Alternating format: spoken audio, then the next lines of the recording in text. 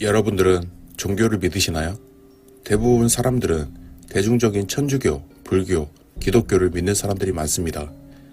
하지만 이 외에도 여러분들이 모르는 종교가 많다고 하는데요. 특히 나라마다 믿는 종교 또한 다르기에 더욱더 다양하게 많은 것 같습니다. 하지만 이 정상적인 종교 외에도 악마를 숭배하는 종교 또한 있다고 하는데요. 이 종교는 악마를 숭배하기에 항상 무언가를 제물로 바친다고 합니다. 그게 동물이 되었든 사람이 되었든 말입니다. 이번 이야기는 허스가 한 시골 마을에서 살았을 때 일어났었던 무서운 이야기라고 합니다. 그럼 이야기를 시작하겠습니다. 안녕하세요. 저는 허스입니다. 저는 어렸을 때 3대가 한 집에 살았는데 아파트나 빌라가 아닌 정말 오래된 동네에 있는 한 옛날 주택에 살았습니다. 이 집이 얼마나 오래되고 노후가 되었냐면 보일러 대신 연탄을 사용하였고 집의 대문은 나무로 된 나무 문이었으며 도어락이 아닌 나무를 걸쳐서 문을 닫아야 했습니다. 또 화장실은 변기가 아닌 밑이 환하게 내다 보이는 재래식 화장실이었습니다. 이것만 보아서도 저희 집의 형편이나 구조를 파악하실 수 있을 겁니다. 저희 가족은 할머니와 아버지 그리고 누나와 나 이렇게 4명이었는데 아버지는 항상 아침마다 인력소를 나가서 일용직 일자리라도 찾기 위해 새벽부터 모습이 보이지 않았고 누나는 고등학교 때부터 미용고를 나와서 졸업을 하자마자 시내의 한 미용실에서 일을 했습니다. 그러나 저는 집안의 외아들이었기에 아버지는 대학은 나와야 한다면서 공부를 어릴 때부터 시켰고 꽤 공부는 잘 따라갔기에 성적이 좋았습니다. 하지만 집에서 혼자서 하는 공부는 한계가 있었기에 저는 학원에 다니기 위해 학원을 찾아다녔습니다. 그때 당시 동네 3층짜리 건물에 학원이 생긴다는 소문이 돌았습니다. 그 건물의 1층은 할머니 할아버지들이 다니는 미용실이었고 미용실은 온 동네 사람들이 염색하거나 파마를 하는 공간이자 노인정 같은 공간이었습니다. 그 3층 건물 옆의 빌라에 새로운 가족이 이사를 들어왔는데 나이는 조금 있었지만 인상이 정말 좋아 보이는 가족이었습니다. 그렇게 이사를 온 가족, 부부와 남자아이는 온 동네 사람들에게 떡을 나누어 주며 인사를 하였고 3층의 건물 중에 2층, 3층을 자기들이 사용하게 되었다며 잘 부탁드린다고 말했습니다. 2층에는 초, 중, 고등학교까지 모든 학생을 가리키는 종합학원이 들어왔고 3층에는 종교단체라고 적혀 있었는데 확실히 평범한 교회 같은 느낌은 아니었습니다. 학원의 가격은 동네의 생활 수준에 맞게 정말 저렴했는데 많은 동네의 학생들이 그 학원에 다녔기에 저 또한 그 학원에 들어가게 되었습니다. 그 학원의 원장은 이사를 온 아줌마였는데 학원비의 측정을 일정하게 받지 않고 형편이 좋지 않은 가정은 몇만 원이라도 더 싸게 받았으며 그 소문이 돌며 동네 사람들은 사람 차별한다고 흉을 보기보다는 정말 어떻게 이렇게 마음씨가 착하냐며 칭찬을 항상 했습니다. 그만큼 동네는 낡고 생활 수준이 낮았지만 사람들끼리는 옆집에 누가 사는지 옆집에 숟가락이 몇 개일지도 알 정도로 가족 같은 화목한 동네였습니다. 그리고 3층의 원장님의 남편이 아저씨는 항상 주말만 되면 1층의 어르신들에게 먹을 것을 나누어 주어드리며 시간 되면 한 번씩만 종교단체에 들려주라며 인사를 했습니다.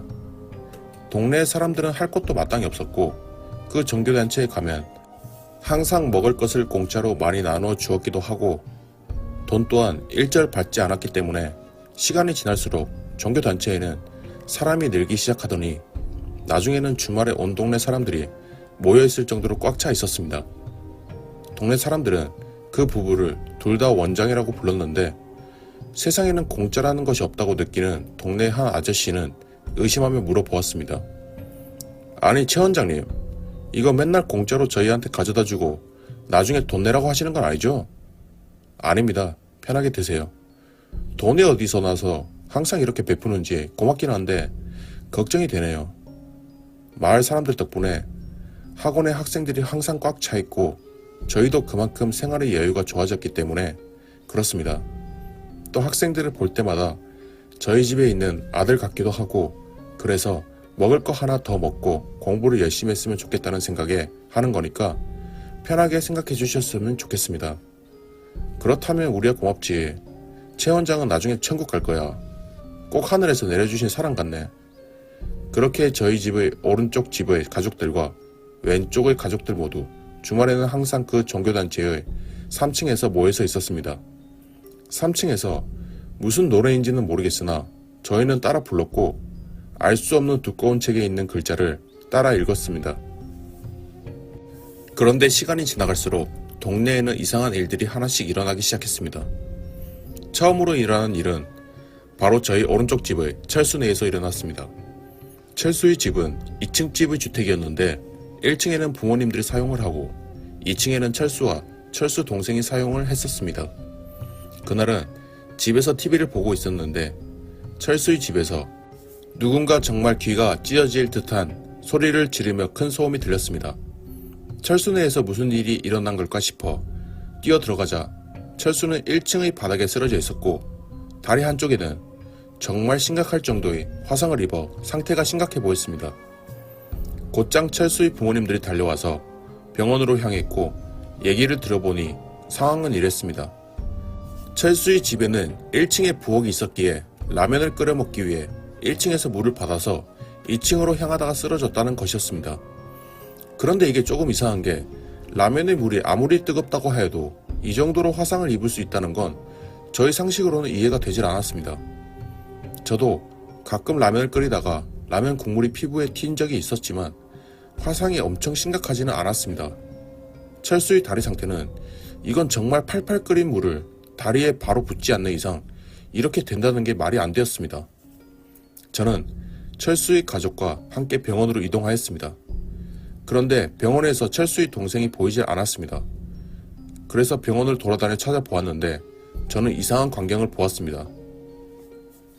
철수의 동생이 정수기 앞에서 계속 컵으로 뜨거운 물을 받아 바닥에 뿌리고 있었던 것이었습니다.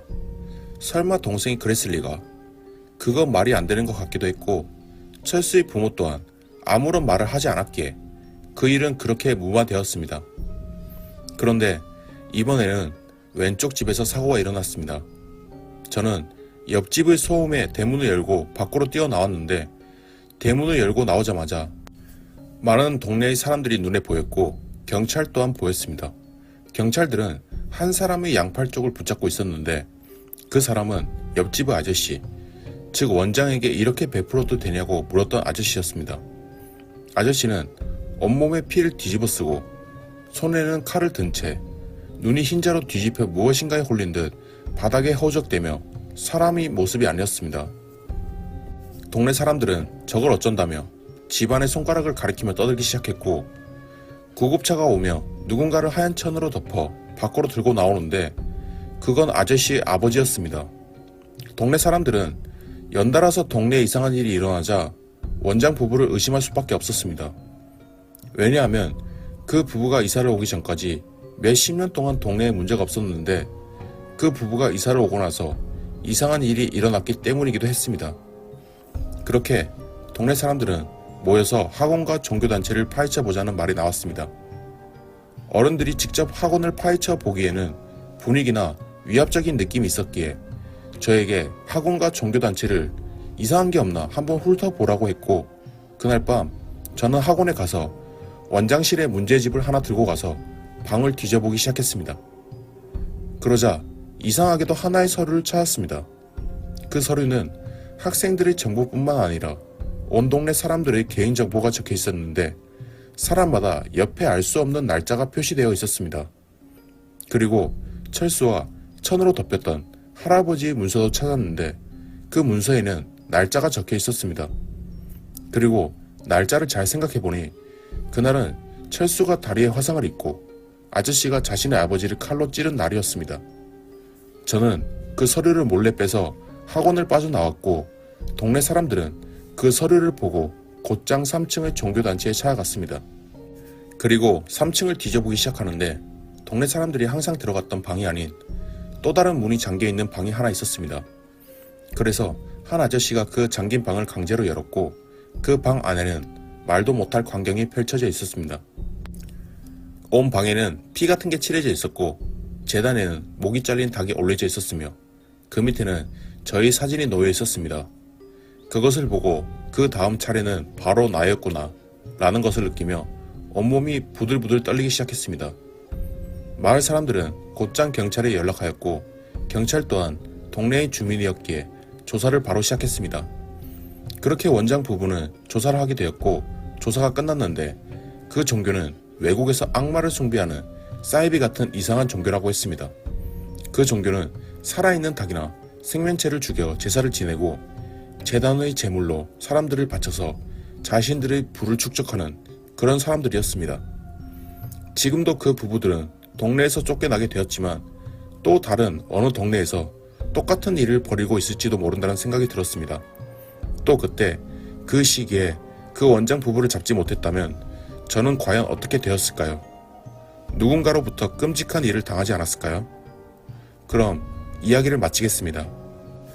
여러분들도 아무런 이유 없이 대가 없이 잘해주는 사람들이 있으면 한 번쯤은 그 이유에 대해서 생각해 볼 필요가 있다고 생각합니다. 지금까지 이야기를 끝까지 들어주신 시청자분들께 감사드리며 다음에는 또 다른 내용을 들고 오도록 하겠습니다.